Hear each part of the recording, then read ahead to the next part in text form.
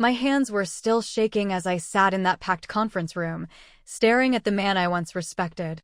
"Stop complaining about the economy," he laughed, throwing his head back like it was the funniest joke he'd ever heard. "You all act like the world owes you something. This is reality. Deal with it." Mr. Alan Brooks, our CEO of 14 years, stood there with a wide grin while the rest of us sat frozen. He had just announced massive pay cuts, frozen promotions, and reduced benefits for everyone, after we had delivered record-breaking profits just 2 months earlier. I had been with the company for 11 years. I knew every client, every process, and had trained half the people in that room. I believed in this place. I believed in him. But in that moment, something inside me shattered.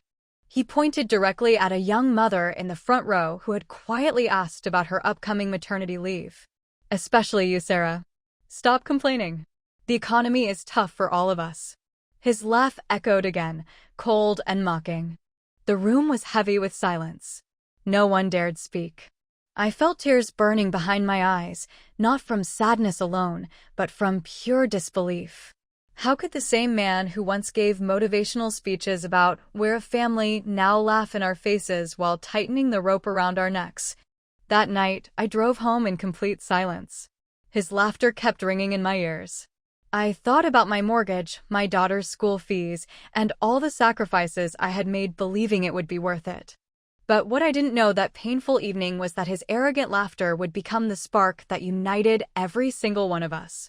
A spark that would eventually burn down the empire he had built on our loyalty. The weeks that followed were some of the hardest of my life. Morale didn't just drop, it died. People who used to smile and stay late now moved like ghosts through the office. The best performers started leaving one by one. Alan, however, seemed completely unbothered. He bought a new boat, posted vacation photos from Bali. And every time someone tried to raise concerns in meetings, he would chuckle and say the same line: "Stop complaining about the economy. Be grateful you still have a job." His words broke something deep inside me. I felt betrayed by the man I had defended for years. One night, unable to sleep, I stayed back at the office. While searching for an old report, I stumbled upon files I was never meant to see. Hidden spreadsheets, personal expense accounts, large transfers to his private companies, luxury purchases labeled as team building, all while he told us we had to sacrifice because times are hard. I sat there in the dark with tears streaming down my face. The betrayal cut so deep I could barely breathe. He wasn't managing a crisis. He was enriching himself at our expense. I couldn't stay silent anymore. That weekend, I invited a small group of trusted colleagues to my apartment. What started as a quiet venting session turned into something much bigger. By the end of the evening, 19 people had joined. We shared our pain, our evidence, and our anger. For the first time, I saw hope in their eyes instead of defeat. We decided to fight back, but not with noise. We chose strategy. We worked quietly for over 2 months, documenting every lie, tracking every misused fund, creating clear reports that showed how the company was thriving while we were being punished. The team became closer than ever. What began as heartbreak slowly transformed into unbreakable strength and unity. The day everything changed was our annual company-wide meeting. Alan walked onto the stage with his usual confidence, smiling as he prepared to announce even more cuts. "Before we begin," he said with a chuckle, "let me remind everyone, stop complaining about the economy." That was my moment. I stood up slowly from the middle of the room. My voice was calm but carried through the entire hall. "Alan, with all due respect, we've listened enough." I walked forward and connected my laptop to the projector. One by one, the slides appeared on the massive screen behind him. His secret accounts, his luxury expenses, the real financial numbers versus the lies he had been telling us. The laughter stopped instantly. His face turned pale.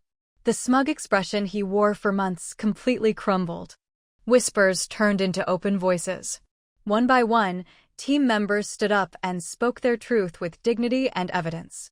The board members present looked shocked. The energy in the room had completely shifted. Alan tried to speak, but his words came out broken. This is misleading." It wasn't. Within days, An official investigation began. 2 weeks later, Alan Brooks was removed as CEO. The board reversed the unfair cuts, restored benefits, and issued compensation for the damage done. The last time I saw him, he was leaving the building carrying a small box. No more laughter. No more arrogance. Just a man who had finally been exposed. As he walked past me, I looked him in the eyes and said softly, "The economy was never the problem, Alan. Your greed was." Today, the office feels lighter. We have new leadership that actually respects us. More importantly, we have our dignity back. If there's one lesson I want you to carry from my story, it's this: never let anyone silence your voice or diminish your worth with laughter. When someone mocks your struggles and tries to make you feel small, remember your power. Your loyalty is a gift, not a weakness. Sometimes the most powerful response isn't anger. It's quiet courage, unity, and truth. Thank you for being here with me. If you've ever been mocked or betrayed by someone in power, know that you are stronger than they think. Your time to turn the tables is coming. Stay strong, stay united, and never stop believing in your own value.